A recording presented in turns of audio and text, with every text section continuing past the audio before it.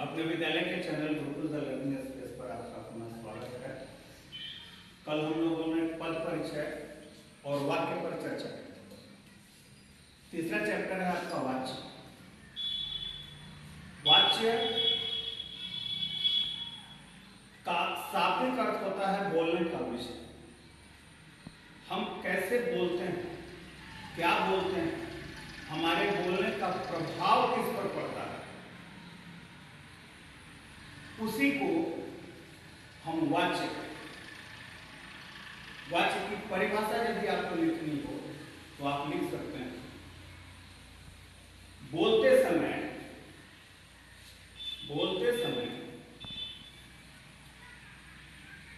यदि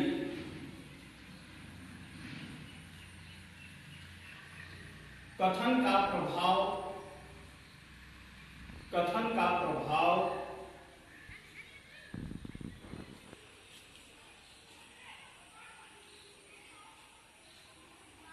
कर्ता पर पड़ता है,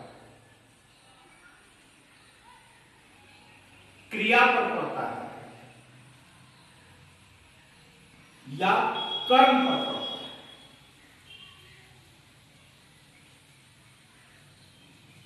उसे हम वाच्य कहते हैं।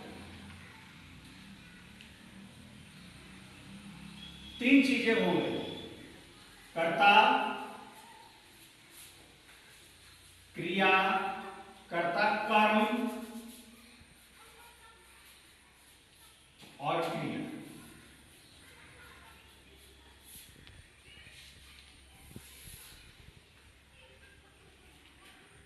इसी को बारीकी से देखना होता है विद्यार्थी। कर्ता पर यदि प्रभाव पड़ता है वाक्य तो वो कर्तृवाच्य है। कर्म पर यदि उसका प्रभाव पड़ता है तो कर्मवाच्य कहलाता है, और क्रिया पर यदि प्रभाव पड़ता है तो भाववाच्य कहलाता है। अर्थात वाच्य के मूलतः दो भेद होते हैं। वाक्य के मूलतः दो भेद, एक कर्तृवाच्य और दूसरा अकर्तृवाच्य।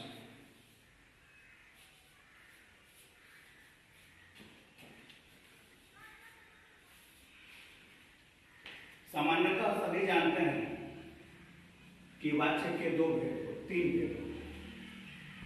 नहीं, यदि प्रश्न आता है कि वाच्य के कितने भेद होते हैं तो वाच्य के दो भेद: कर्तृवाच्य, अकर्तृवाच्य। अकर्तृवाच्य के फिर दो भेद, इन्हें हम कहते हैं कर्मवाच्य और भाववाच्य।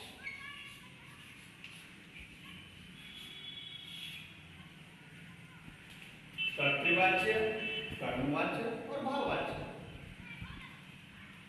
सामान्यतया बच्चे यही समझते हैं कि वाच्य के तीन भेद होते हैं। नहीं, वाच्य के मूल रूप से दो भेद: कर्तृवाच्य, अकर्तृवाच्य। अब इसको हमें समझना है कि कहां कर्तृवाच्य होगा, कहां कर्मवाच्य होगा, कहां भाववाच्य होगा। ऊपर हमने लिखा है कर्ता, कर्म, क्रिया। हम सभी पहले से पढ़े हुए हैं कर्ता क्या है, कर्म क्या है और क्रिया क्या है। राम जाता है, इसमें क्रिया और कर्ता है, कर्म इसमें नहीं है। लेकिन राम घर जाता है तो कर्म भी इसमें आ गया। तो कर्ता भी हो गया, कर्म भी हो गया, क्रिया भी हो गया। तो कर्ता, कर्म, क्रिया पर ही हमको चर्चा करनी है, और इसी की परिधि में हमारा वाच्य आता है।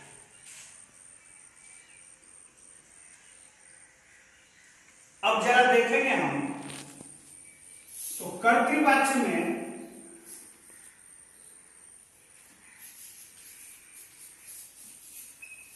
कर्ता प्रधान कर्तृवाच्य वाक्य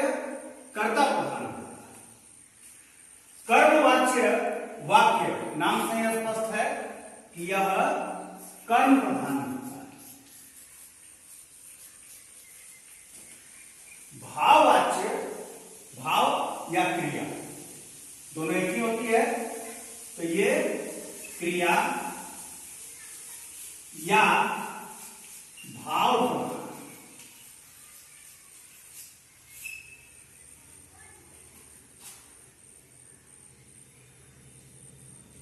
कर्ता प्रधान यदि वाक्य है तो कर्तृवाच्य, कर्म प्रधान वाक्य है तो कर्मवाच्य, क्रिया या भाव प्रधान वाक्य है तो भाववाच्य। अब कैसे समझेंगे कि कौन सा वाक्य कर्ता प्रधान है और कौन सा वाक्य क्रिया प्रधान है? तो जिन वाक्यों में कर्ता के आधार पर क्रिया अनुसरण करती है वो कर्तृवाच्य कहलाता है, वो कर्ता प्रधान वाक्य भी कहलाता है। जैसे राम जाता है, सीता जाती है। लड़के खेलते हैं।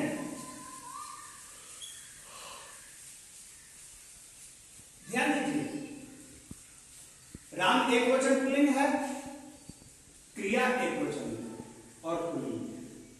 राम जाता है, सीता स्त्रीलिंग है, क्रिया भी स्त्रीलिंग हो गई।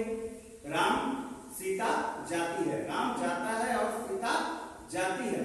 लड़के बहुवचन हो गया, क्रिया बहुवचन, लड़के खेलते। तो यदि क्रिया कर्ता का अनुसरण करे, जिस वाक्य में क्रिया कर्ता का अनुसरण करे तो वह वाक्य कर्ता प्रधान होता है और कर्तृवाच्य उसे कहते हैं, उसे कर्तृवाच्य कहते हैं। लेकिन यदि कर्म प्रधान वाक्य होगा तो क्रिया कर्म के आधार पर अनुगमन करती है।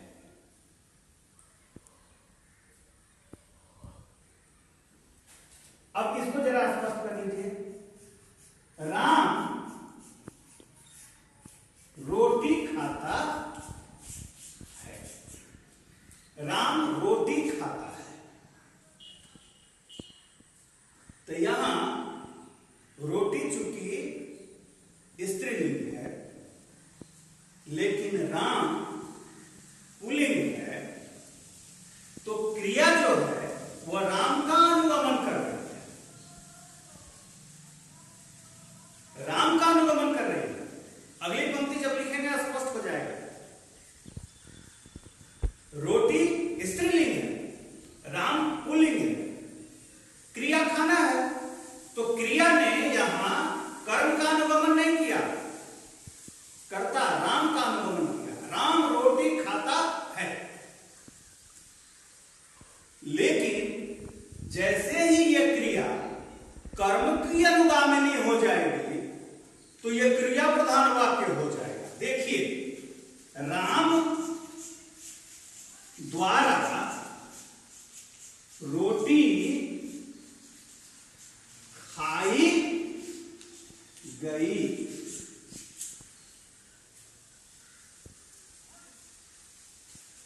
राम द्वारा रोटी खाई गई। यहां राम रोटी खाता है, क्रिया किसका अनुगमन कर रही है? कर्ता का, राम का। लेकिन जैसे ही वाक्य बदला तो राम द्वारा रोटी खाई गई, यहां क्रिया किसका अनुगमन कर रही है?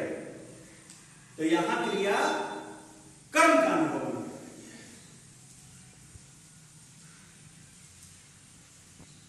है। इसलिए इस वाक्य में कर्म प्रधान हुआ, अर्थात रोटी प्रधान। तो जब कर्म प्रधान हो गया तो यह कर्मवाच्य होगा। कर्ता प्रधान वाक्य है, कर्तृवाच्य। ये सभी बच्चे समझ जाते हैं और आसानी से समझ जाते हैं। जैसे ही अकर्तृवाच्य में हम कदम रखते हैं तो आपका सरदर्द थोड़ा सा बढ़ता है, लेकिन थोड़ा सा ध्यान देने से ये दोनों स्पष्ट हो जाते हैं। राम द्वारा रोटी खाई गई, तो राम द्वारा रोटी खाई गई, ये हो गया कर्मवाच्य। बात समझ में आई? रोटी कर्म है और कर्म का अनुगमन क्रिया कर रही है। रोटी चूंकि स्त्रीलिंग है इसलिए खाई गई, तो ये कर्म प्रधान वाक्य है। अब तीसरा वाक्य,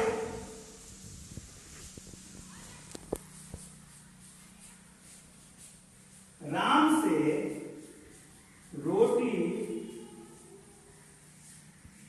नहीं खाई जाती, यहीं पर सरदर्द होता है। यहां भी क्रिया जो है वह कर्म की ही अनुगामिनी है। यहां भी क्रिया कर्म की ही अनुगामिनी है। कर्ता पीछे छूट गए।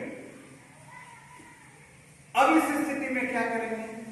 तो वहां हमको ध्यान देना होता है कि क्रिया, खाना क्रिया है, यह क्रिया कर्ता के द्वारा संभव नहीं हो पा रहा, ये नहीं समझ कर क्रिया को कर नहीं पा रहा है कर्ता, यानी इसको हम क्रिया प्रधान वाक्य या भाव प्रधान वाक्य कहेंगे। तो जब क्रिया प्रधान वाक्य हो गया तो इसे ही हम कहते हैं भाववाच्य।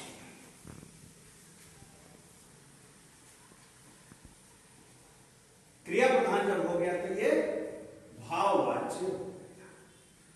तीन वाक्य हमने लिखे हैं। राम रोटी खाता है तो राम करता है, क्रिया उसका अनुगमन कर रही है, तो ये कर्तृवाच्य।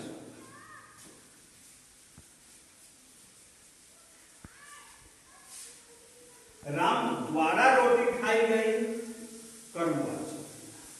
राम से रोटी नहीं खाई जाती, ये भाववाच्य। परिवर्तन कैसे हुआ? आपसे परीक्षा में 2-3 तरह से प्रश्न आ सकते हैं। प्रश्न कर रहे हैं कि वाच्य की परिभाषा, तो सीधे लिखेंगे वाक्य में कर्ता, कर्म और क्रिया की प्रधानता के अनुसार बोलने वाले वाक्य को वाच्य कहते हैं।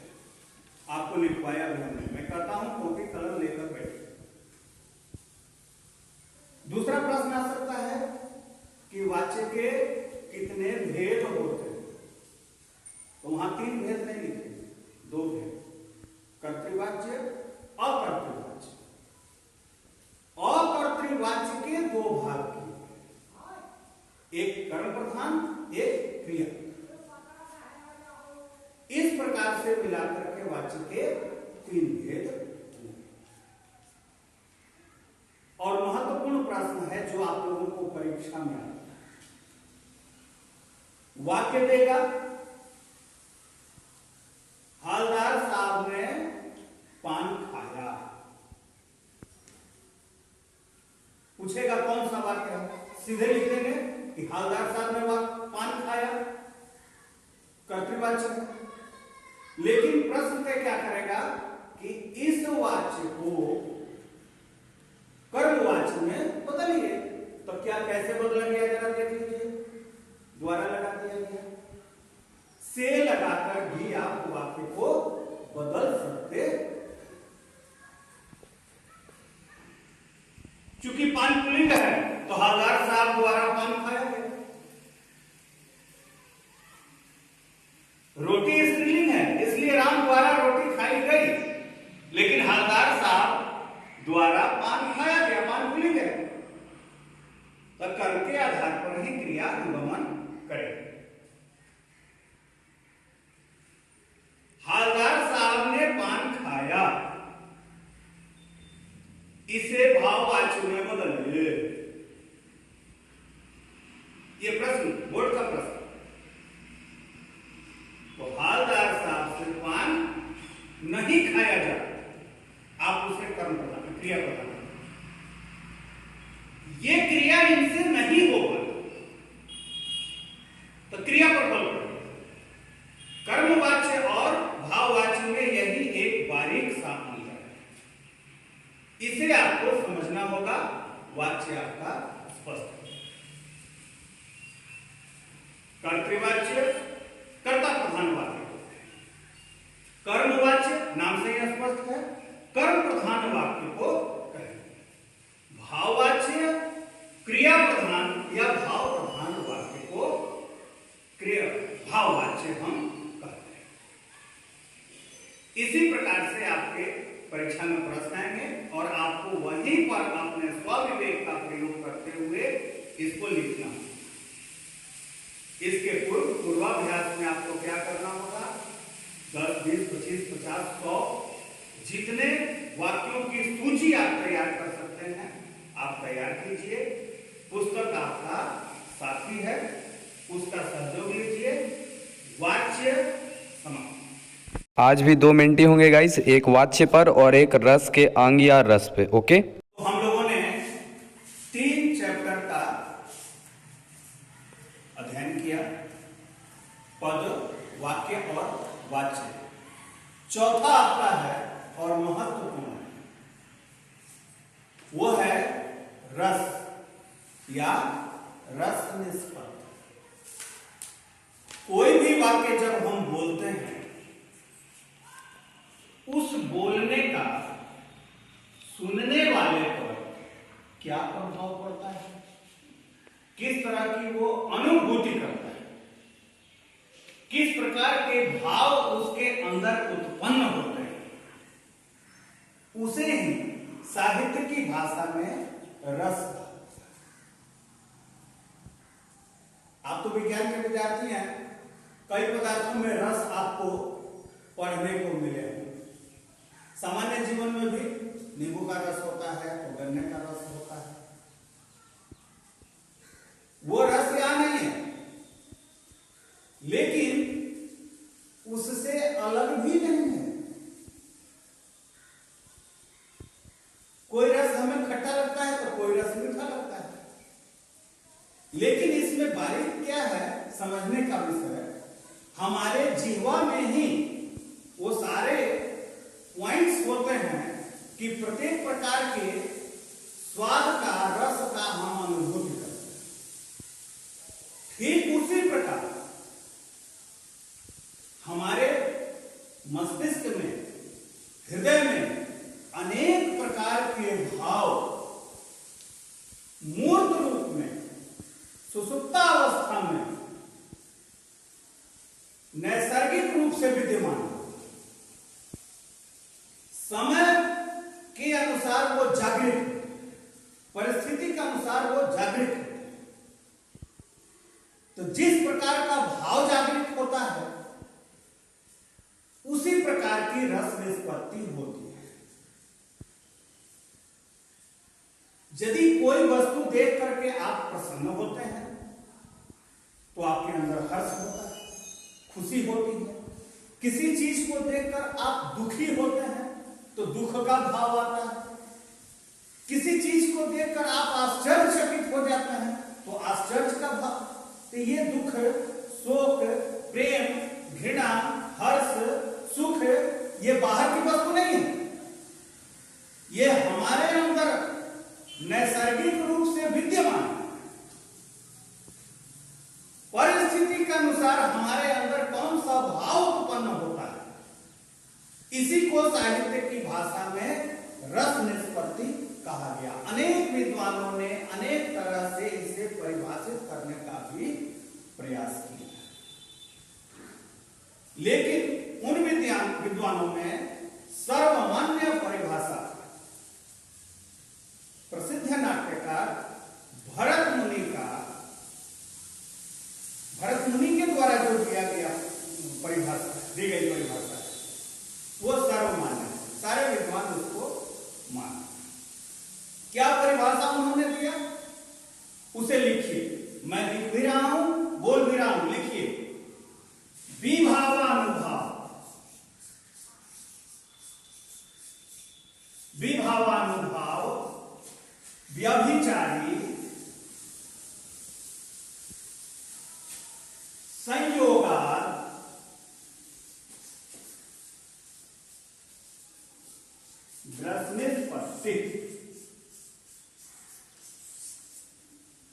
ये एक ही शब्द है।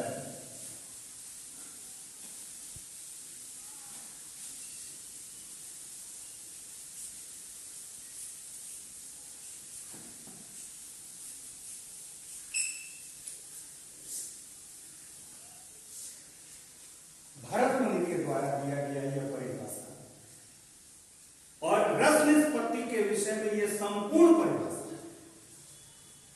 इसीलिए लगभग सभी विद्वानों ने इसे स्वीकार किया। अब क्या है इसमें, इसका विश्लेषण करेंगे। तो हम देखेंगे कि रस के कुछ अंग इसमें निकल करके आते हैं जो हमारे इस परिभाषा में है। तो रस के अंग कौन कौन से हो गए? रस के अंग देखिए, एक तो अस्थाई भाव जो हमने आपको बताया, जो हमारे अंदर नैसर्गिक रूप से विद्यमान होता है, तो वो हो गया स्थाई।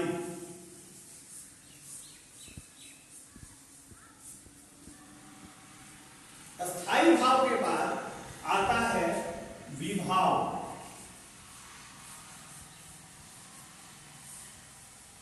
विभाव के बाद आता है अनुभाव। अब तब अंत में आता है तो उसे जो इसका प्रोडक्ट निकलता है उसे कहते हैं हम संचारी भाव। संचारी भाव या व्यभिचारी भाव जो इन्होंने कहा। तो व्यभिचारी का मतलब व्यभिचार यहां नहीं समझिए। व्यभिचार माने विभिन्न प्रकार के विचार जो उत्पन्न होते हैं। तो अंतिम हो गया आपका संचारी भाव। संचारी भाव व्यभिचारी भी आता है। व्यभिचारी भाव। अब जब इस परिभाषा को देखेंगे तो ये सारे शब्द इसमें लिखे विभावानुभाव, व्यभिचारी, संयोगात, रस निष्पत्ति। अब इसको देखिए, अस्थाई भाव को आप समझ गए। खुशी, दुख, हर्ष, विषाद, करुणा, दया, ये सब हमारे शरीर में, मन, मस्तिष्क, हृदय में अस्थाई रूप से विद्यमान रहता है। वो अस्थाई भाव।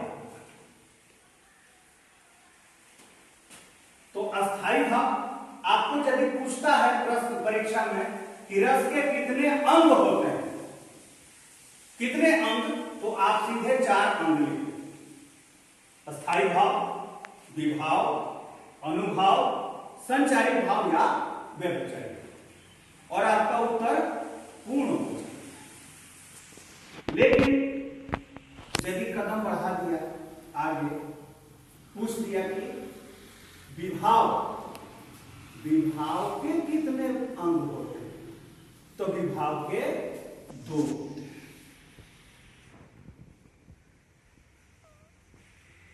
एक आलंबन और दूसरा उद्दीपन।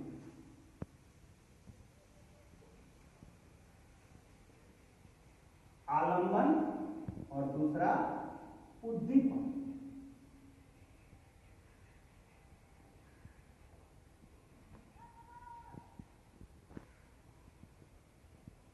विभाव के 2 भाग।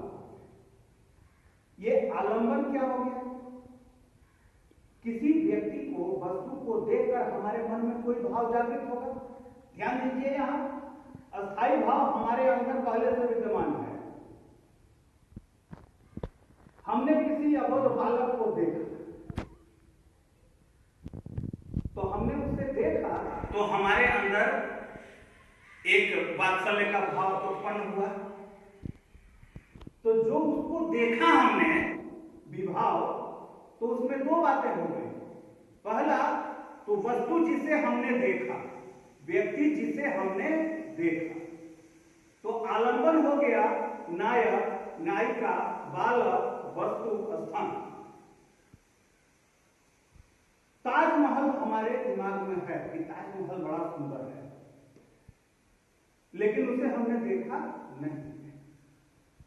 लेकिन वहां हम जा करके जैसे ही हम ताजमहल को प्रत्यक्ष आंखों से देखते हैं,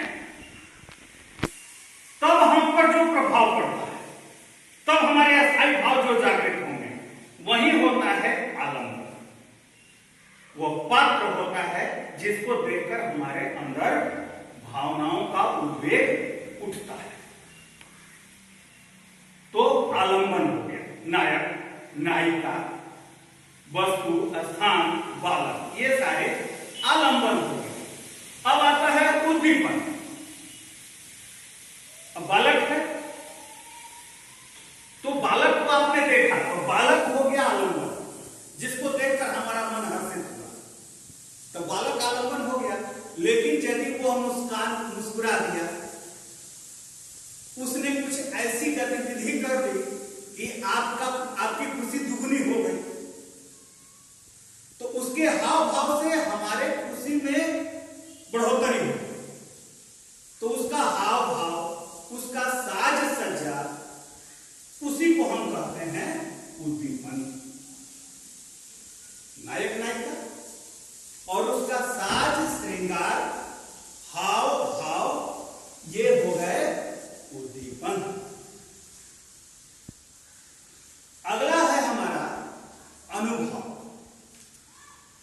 अब देखिए, क्रम से चलिए। हमारे अंदर प्रेम का है वास पहले से, वात्सल्य का वास पहले से है। हमारी दृष्टि पड़ी बच्चे पर, विभाव, तो हमारे अंदर एक प्रकार की भावना का एक ज्वाला।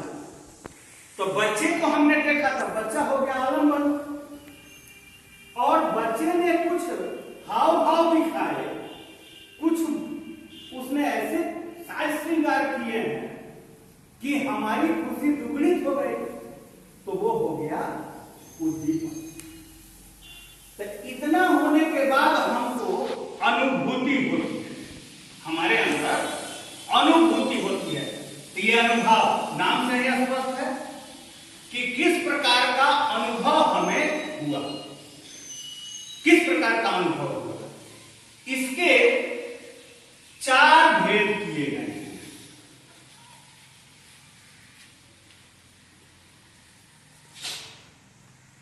तो पहला भेद तो वही सात्विक है।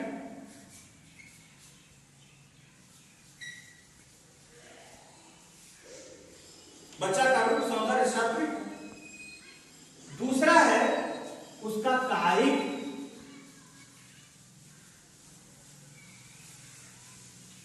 उसके आंख, कान, हाथ, पैर की बनावट, वो हो गया कायिक। तीसरा है वाचिक, उसका किलकारी मारना, उसका हंसना, मुस्कुराना, वाचिक। वाणी से वो हमें, दर्शक को प्रभावित करता है, तो वो हुआ वाचिक। और चौथा है इसका आहार।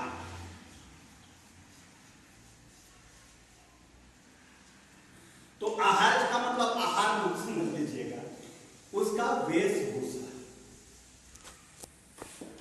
हम कोई नृत्य देखते हैं तो आप ध्यान दीजिएगा कि नृत्यांगना जो होती है, मंच पर आने से पूर्व वो पूरी तरह से सजती धजती, पूरा साज श्रृंगार, और तब जब वो नृत्य प्रारंभ करती है तो उसके हाव भाव, हाथ पैर का संचालन, आंखों का संचालन, इससे दर्शक प्रभावित होता है और उसके अंदर एक भाव की उत्पत्ति होती है।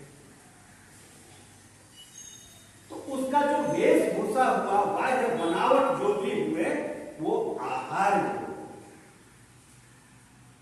इतने क्रम को पार करने के बाद तब अंत में जाकर के जो हमारा प्रोडक्ट निकलता है, उसी को हम संचारी भाव कहते हैं।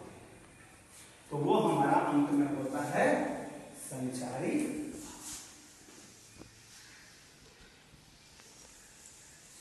इस प्रकार से हमने देखा कि रस की उत्पत्ति होने के इतने कारक हैं। तो दो तीन बातें आपको स्मरण में रखनी है रस को समझने के लिए कि 9 रस की कल्पना की गई है। तो अगली कक्षा में उसको हम विस्तार से आपको बताएंगे। लेकिन श्रृंगार रस से फिर 2 रसों की उत्पत्ति हुई, भक्ति और वात्सल्य। इस प्रकार से वर्तमान में हम 11 रस, लेकिन प्राचीन मान्यता के अनुसार 9 रस की ही कल्पना की गई है। ये रस की निष्पत्ति जो होती है ये कितने प्रकार की होती है? तो 9 प्रकार की। लेकिन भक्ति और वात्सल्य को मिला देते हैं तो 11 प्रकार की अनुभूति हमारे अंदर होती है जो पहले से हमारे अंदर विद्यमान है। और उस रस को प्रज्वलित करने के लिए हमको विभाव, अनुभव के सोपानों से गुजरते हुए तब संचारी भाव तक जाना होता है। तो रस की परिभाषा और रस के अंग पर हम लोगों ने आज चर्चा की। अब कितने प्रकार के रस हैं, उनका स्थायी भाव क्या है और उनका संचारी भाव क्या है, इस पर हम लोग कल चर्चा करेंगे। आपके पास पुस्तकें होंगी, एक बार आप उसका अध्ययन करेंगे तब कक्षा में आए तो ज्यादा उसका लाभ उठा पाएंगे। पुनः आपको स्मरण दिलाता हूं कि स्वाध्याय से बड़ा कोई साधन नहीं और पुस्तक से बड़ा कोई मित्र, कोई मार्गदर्शक, कोई गुरु नहीं। धन्यवाद।